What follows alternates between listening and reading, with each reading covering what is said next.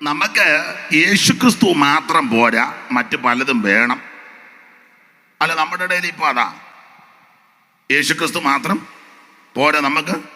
നമുക്ക് MLA വേണം, MP വേണം, പിന്നെ മന്ത്രി വേണം, എല്ലാം വേണം നമുക്ക്.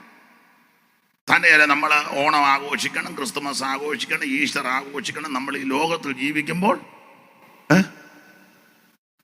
തന്നെ എല്ലാവരും പരുങ്ങുന്നിരുന്നു.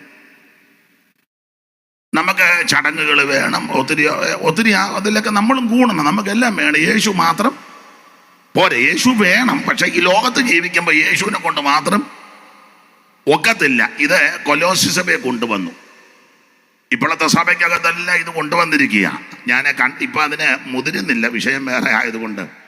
അപ്പോൾ ഇങ്ങനെയുള്ള ആശയം ഈ സഭയ്ക്കകത്ത് കൊണ്ടുവന്നപ്പോൾ പൗലോസ് അതിനെ നഖശികാന്ത് എതിർത്തേച്ച് പറയുകയാണ്, ഈ പറഞ്ഞതൊന്നും നമുക്ക് ആവശ്യമില്ല. അത് ആവശ്യമുള്ളവരുണ്ട്, അവരതെടുക്കട്ടെ, നമ്മളിപ്പോൾ ഓടക്കൊണ്ടാക്കണ്ട.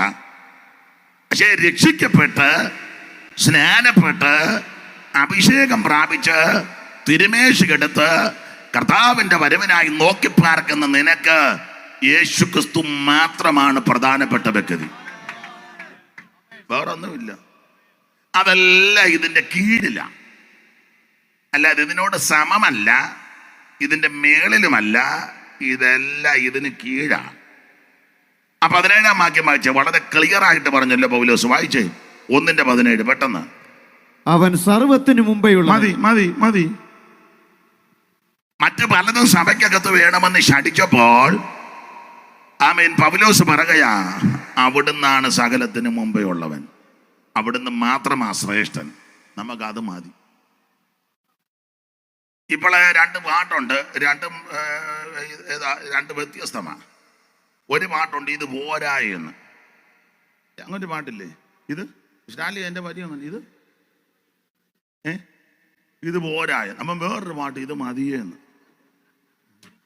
എനിക്കത് മതി. അങ്ങനെ ഒരു പാട്ടുണ്ട്. ഞാനിത് രണ്ടും പാടാറില്ല. ചാലി പാടുമെന്നാ തോന്നുന്നു. ചാലിക്ക് അത്രയൊക്കെയാണ് ഇഷ്ടം.